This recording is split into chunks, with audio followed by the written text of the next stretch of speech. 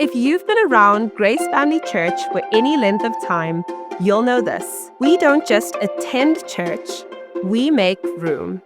Room for God to move, room for people to belong, room for lives to be changed. We are one church in many locations. And this year, together, you made room in extraordinary ways. You made room to love God. Across our campuses, 301 people were baptized, declaring new life in Jesus. Week after week, people gathered on Sundays, lifting their eyes, their hands, and their hearts in worship. More than 13,000 minutes of worship rose heavenward, and somehow, over 39,000 cups of coffee were served along the way. And none of this happens without people. Our volunteers showed up and served faithfully and made space for others to encounter God. You made room to love people. Over 300 people found connection at newcomers' dinners and dessert evenings. 269 people explored faith through Alpha, asking honest questions in safe spaces. Thousands of kids stepped into the adventure of following Jesus.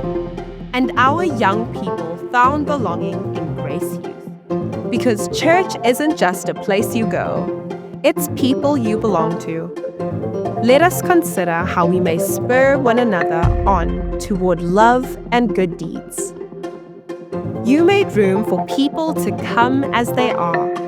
Many first-time visitors felt welcomed and found home. Over 500 individuals and families received care beyond Sundays through support, presence, and prayer, because no one should walk alone. And the room didn't stop at our buildings. Our digital campus reached far beyond walls. People gathered online every Sunday, and the gospel truly crossed borders and screens. Led by incredible digital hosts, serving with love and care every single week, because church can happen anywhere. You made room to make a difference. Through missions and justice, 16,052 people were reached through our partner organizations. 1,040 people were served at the street school. 1,536 buckets of hope reached over 4,600 lives. With 2.6 million rand worth of food and aid, hope was made tangible. Every number tells a story. Every story has a name. And every name matters to God. Now to Him who is able to do immeasurably more than all we ask or imagine. Grace Family Church, you made room. One church, many locations, making room together. Hello everyone online, and thank you for joining us today. If you're new or if it's your first time, we just want to say you are so welcome. My name is Michelle and I'm your online campus pastor. You know, it's really our heart's desire here at our Grace Digital Campus to help you stay connected beyond just the Sunday message and really feel intentionally part of the digital campus. And one of the ways is through our messages. So today, I'm so excited you're going to hear about Nehemiah. And it's a story of how the impossible becomes possible. And wow, don't we all need that in our lives? Just think of the thing that feels most impossible for you right now. Well, Nehemiah's story gives us such hope. So wherever you are watching or listening from, our digital campus is a community. And God wants to do the impossible in our lives and in our digital campus. So in this new series called We Are Made for More. I love that because I really believe we are made for more. Wayne joins us to explore the question, as we stand in the rubble, what are we capable of? Because we are truly made for more. I mean, such infinite possibilities really, when we discover that what becomes possible when God is at the center and the core of our lives. I can't wait to lean in with you and listen for how God is speaking to us through the story of Nehemiah today. Enjoy.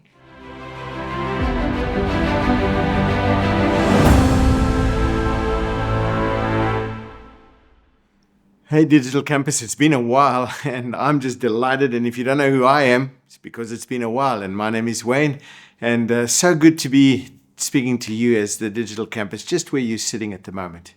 Now, recently I was exposed to what is known as the performance questions by Jason Jaggard in the city that never sleeps, that high performance city of New York.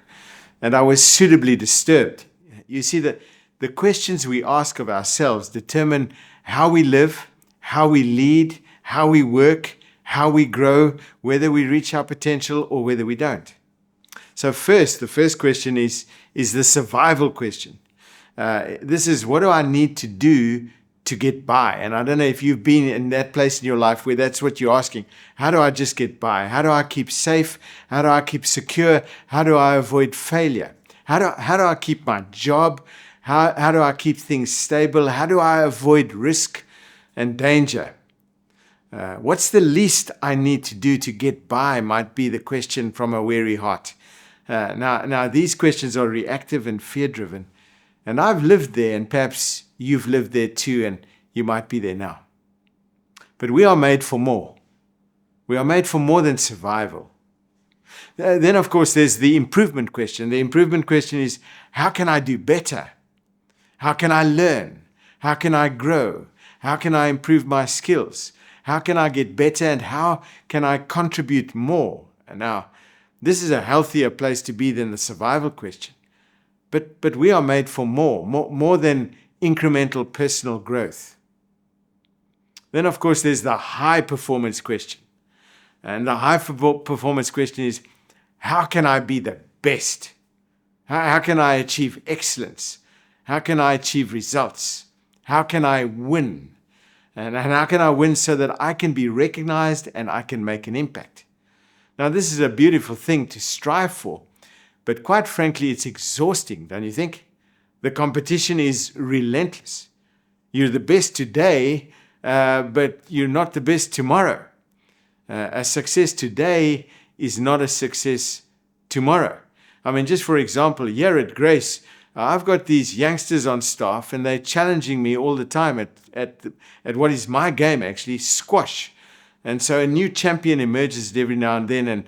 And then right now, I can tell you, I'm the winner. They are being beaten every time. Callum, our youth pastor, who's preached on this platform before, is the loser right now.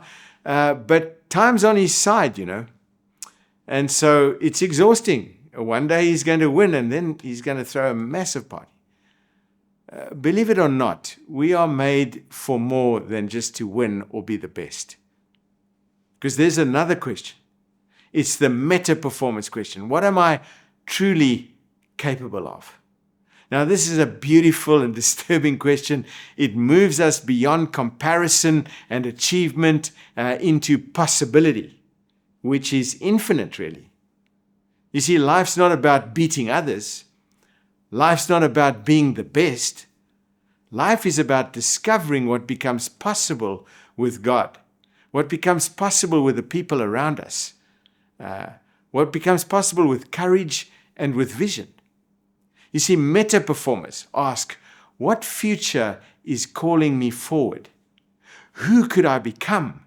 What could we build together that doesn't exist yet? What can we fix that seems broken? Now, this question creates people who reinvent, not just perform. It shifts us from outcome-driven living to a very purposeful-driven living, which is really the driver of life. Now, to help us make this discovery, what are we capable of? And I hope that question's even now stirring the juices of your heart and soul. We're going to dive into the incredible biblical story of Nehemiah. You see, Nehemiah is not a be the best story. It's a what are we capable of story. That's the story it is. It's a story of taking what was hopelessly broken, the walls of Jerusalem, and what that symbolized, the fabric of society, family life, hearts and homes, and restoring them with the help of God. Building the physical wall, but more than that, restoring the very fabric of community. I bet just where you are, you're standing in some rubble. And I have a small stone to speak of the rubble. And if you're not standing in the rubble, you can see some rubble around you. Things are broken. I mean, I don't have to talk about the world and about South Africa and about your province. And we can talk endlessly about that. But what about your life, your relationships? Things that are in need of repair. Things in need of repair in your life or the lives of those you love. Broken things of great importance that need miraculous intervention. So over the next 3 weeks, we're going to embrace the truth that we are made for more and seek to find out what we are capable of, to ask that beautiful question. And I pray that that excites you as much as it excites me. So now, the book of Nehemiah reads less like a heroic biography and more like a community roll call. Man, I read it in one sitting and I got so bored because I was reading name after name after name, family after family, page of names of lists. It caused me tension. I thought, who are these people? Families are mentioned. Ordinary people are remembered. Fathers, daughters, craftsmen, merchants, priests. Side by side, the story tells, these people prepared the sections of the wall that was right in front of their home. And you know the detail of all these names? It matters.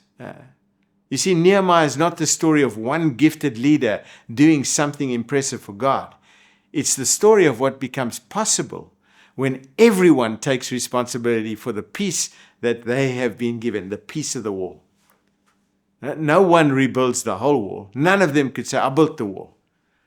But each person, each family, each household committed to the work in front of them, and the impossible became achievable.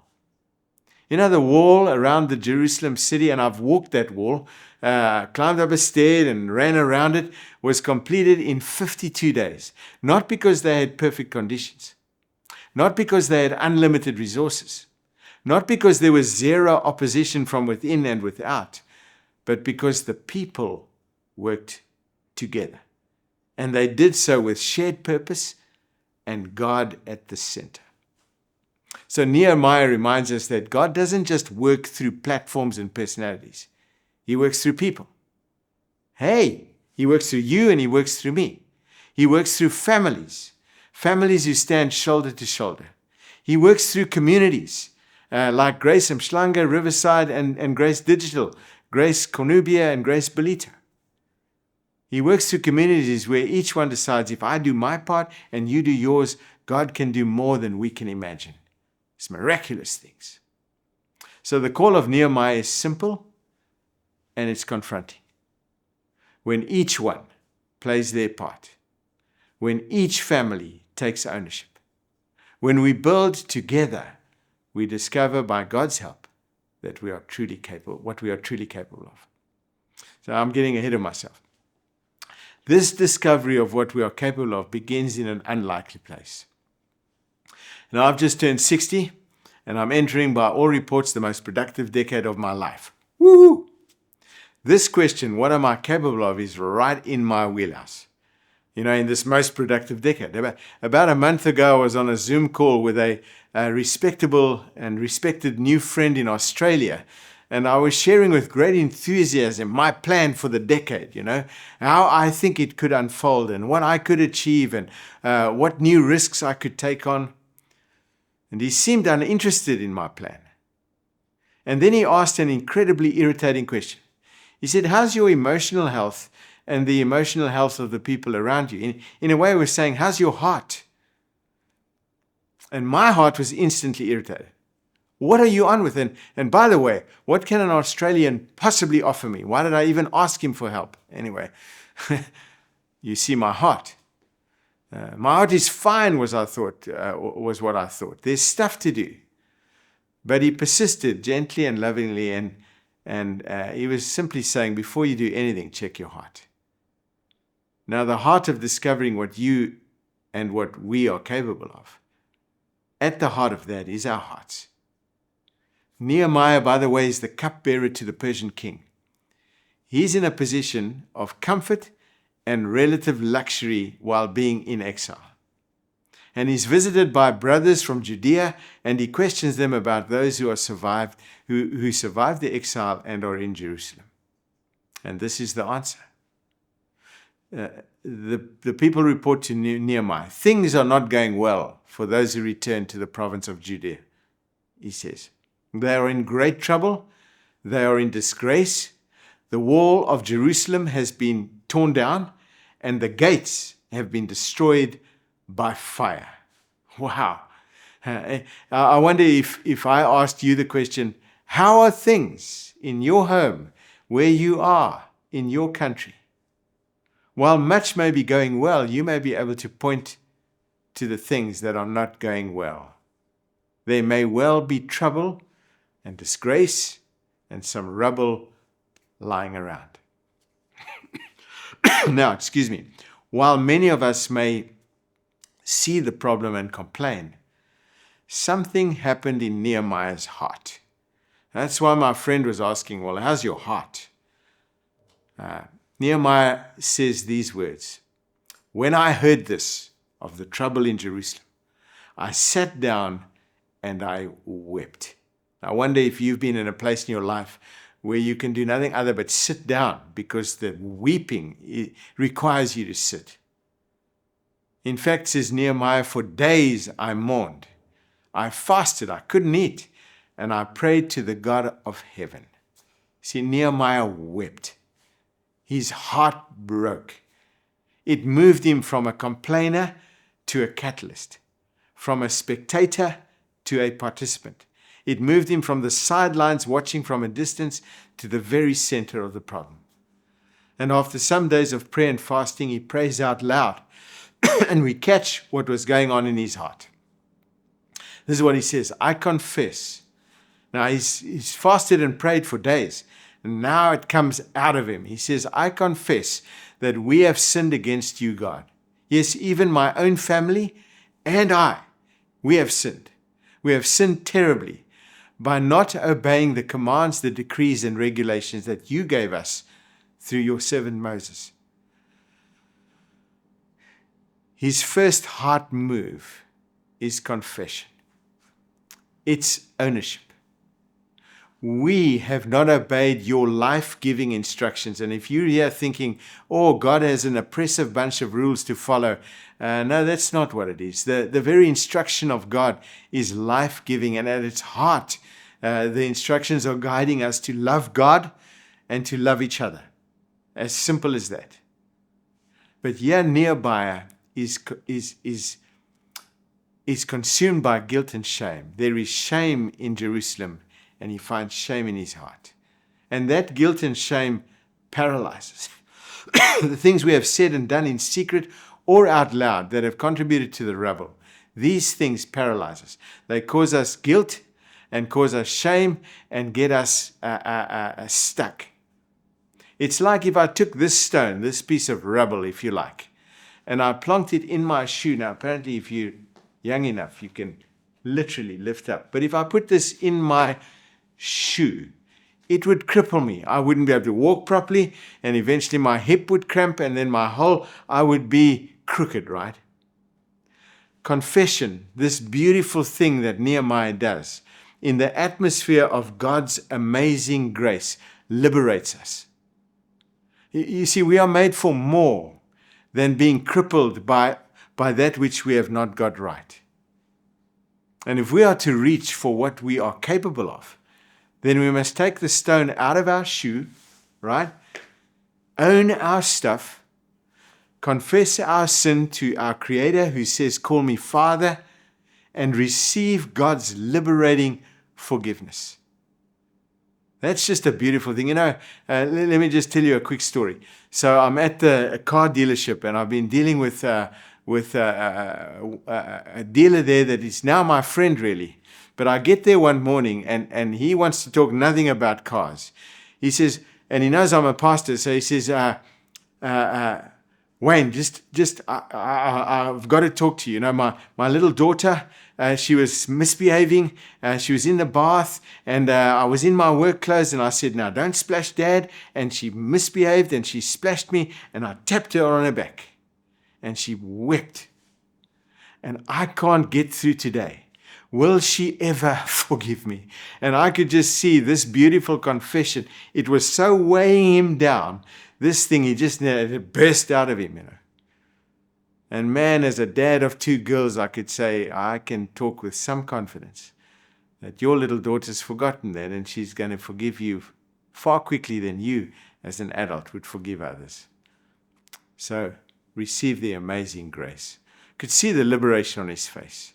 You see? Confession liberates us. It's like taking the stone out of your shoe. Now, the second move of Nehemiah's heart. So, how's your heart? Is the move of compassion. He reminds God, and I love how Nehemiah talks to God. He reminds God of God's own promise. You have said, God, to us, your people, if you return to me and if you obey my commands and if you live by them, then even you who are exiled to the ends of the earth, I will bring you back to the place I've chosen for my name to be honored. Nehemiah, from his place of comfort, doesn't feel bad for the people living in the rubble. He feels compassion. And compassion is not feeling bad for someone. It is actually tangibly and viscerally connecting to their pain. His burden becomes a blueprint. That deep emotion becomes a blueprint for his calling. You see, compassion is the fuel that turns him from a distant spectator into a participant. He's moved by compassion. If you read the Gospels, you will see how often Jesus is moved by compassion. And that movement to compassion then emanates in a miraculous act of healing. You see, the stone in the shoe is useless. But if I take it out of my shoe and I put it into its rightful place in the wall, if I become a participant, then miraculous things are done. Nehemiah, compassion preceded and motivated his actions. So the question is, what breaks your heart? Often the things that keep you up at night are the things that God wants to free you from, and also the things God is calling you to wake up and fix. Heaven forbid that we should be blind to our own responsibility and then blind to the pain of others, or anesthetized to their pain. We are made for more. We are made for more. We are made for being liberated and healed by God's grace and to live freely, breathing deeply. And we are made for more. We are made to be compassionate, participants in God's miraculous work to fix what is broken. We are made for more. So now, 4 months passed between Nehemiah's prayer and the opportunity. His prayer in chapter 1 closed with these words: "Please God, would you grant me success today by making the king, the fearsome king, favorable to me? Put it into his heart, God, to be kind to me." And then he just nonchalantly says, "In those days, I was the king's cupbearer." Now, when the time arrived, Nehemiah discovered that he was made for more. More than the cupbearer to the king, more than a servant, and he discovered that he was capable of more. He approached the king with a sad face for the first time ever. He had not been sad in the king's presence before. Now, this seems like nothing, but it was like life-threatening to be sad in the presence of the king. You don't mess with the king's mojo. It could be the death sentence. And this is what happens. So the king, looking at Nehemiah's sad face, says, "Why does your face look so sad when you are not ill? This can be nothing," and here's some insight from the Persian king, "this can be nothing but sadness of the heart." Nehemiah's compassion is visible and it is contagious. And his courage is quite profound as we read on. He says, I was very much afraid. Now, courage, instant courage, when you just act is fine. But when you are very much afraid, but you act, that's real courage. Nehemiah says, I was very much afraid, but I said to the king, may the king live forever. Why should my face not look sad when the city where my ancestors are buried lies in ruins? Read also, the city you, king, dragged me away from, and its gates have been destroyed by fire. And the king said to me, what is it you want, Nehemiah? Then, and I love these words, it's how I live sometimes, I prayed to God in heaven, and I answered the king. If it pleases the king, and if your servant has found favor in his sight, let him send me to the city of Judah, where my ancestors are buried, that I can rebuild it. Can you see how he's a distant spectator, now moved by his own contribution to that and his own compassion? He's now one saying, I can rebuild it with the help of others. Now, there's a beautiful thing there. Long story short, the king gave him leave, safe passage, wood for the rebuild, and Nehemiah was transformed from the servant to the governor. He was made far more and capable of much more. We here at Grace, including all of our campuses and you, the digital campus, are individually and more so collectively made for more. And here's the challenge. Our community has broken walls. There is loneliness, injustice, there is spiritual apathy or just ignorance of God's love. And God isn't looking for experts. He's looking for people whose hearts are soft enough to break and whose hands are willing enough to work. We are capable of more than just attending, more than maintaining. We are capable of more than surviving spiritually.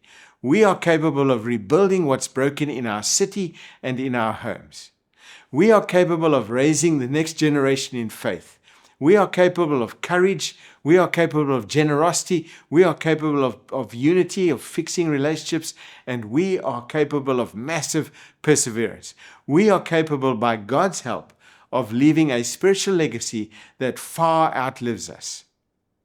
And it all starts in our hearts. You may be ready just where you are to take the stone out of your shoe and put it into the wall. And if you simply want to do the work of confession, if you like, you can pause and pray. And there's a beautiful model for prayer. Thank you. Thank you, God, for loving me. Thank you for your grace. Thank you that I don't need to run and hide from you. Thank you for Jesus. Thank you for his life, his death, and his resurrection. Thank you. And then in that space, the simple word sorry. Like Nehemiah, I have sinned, my family have sinned, we have sinned. And I'm sorry. And I want to take that stone out of my shoe that's crippling me, and I want to offer it to you, and I thank you for your forgiveness. Sorry. Now, please, God, would you come into my life? Would you inspire me, and would you equip me for a life of great impact? Would you lead me? Thank you. Sorry. Please. And if you pray that, a new journey is beginning for you. You may sense your heart moved by compassion. Then pray and plan and have the courage to take the next small step. Who knows what God will do through you? Now, I discovered that I was capable of something great. I wrote a song recently. I used my favorite new friend, AI. So I'm not a musician or a songwriter. But I asked a question coming out of my heart and out of this story of Nehemiah, and a song emerged. And we're going to play it for you now. And as you listen to it, I want you to respond to what you've heard today. You know, one thing we can all do is invest in our lives and in the work of God through this campus. So you spend your lives working and earning. So when you give to the community called the church, you are investing your lives in the building. In a way, as you give, you're putting a brick in the wall. It's one way amongst many ways. And so as you listen to the song, I want you to respond with your lives. So 2 questions. What in you do you need to confess so that you might be liberated and freed? And what moves your heart with compassion? Listen for that and respond. I think you're going to like my song because it asks, as I stand in the rubble, what am I capable of? If you have the heart to care, God will give you the hands to build. If you have the heart to care, God will give you the hands to build.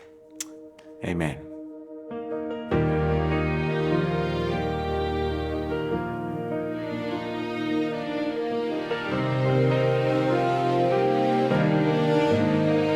We were standing in the ruins, dreams that felt too far gone. But you spoke into the silence, said this is not the end.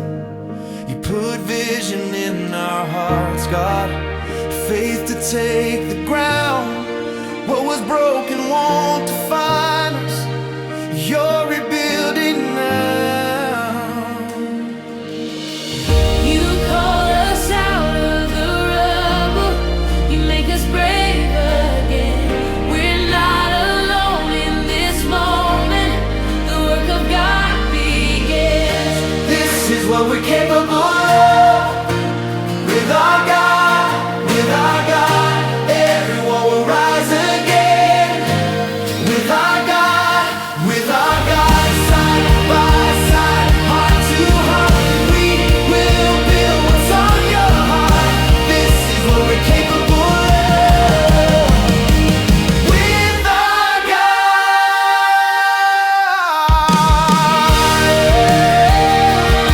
Oh yeah, with our God.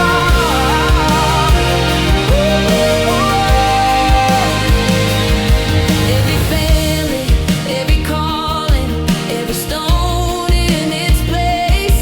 Hand to hand, shoulder to shoulder, marked by hope, marked by grace. Though the night bring resistance, though the voices try to divide, we will stand and we will finish. The Lord is on our side. You call us out of the rubble, you make us brave again. We're not alone in this moment, the work of God begins. This is what we're capable of, with our God, with our God. Everyone will rise again, with our God, with our God. Side by side, heart to heart, we will build what's on your heart. This is what we're capable of, with our God. With each breath, with every cry, we unite, we will not die. In your hands we find our strength, with faith that stretches wide. Though the storms may rage around us, we hold on to your light. In the ruins we rise again, shining through the night. This is what we're capable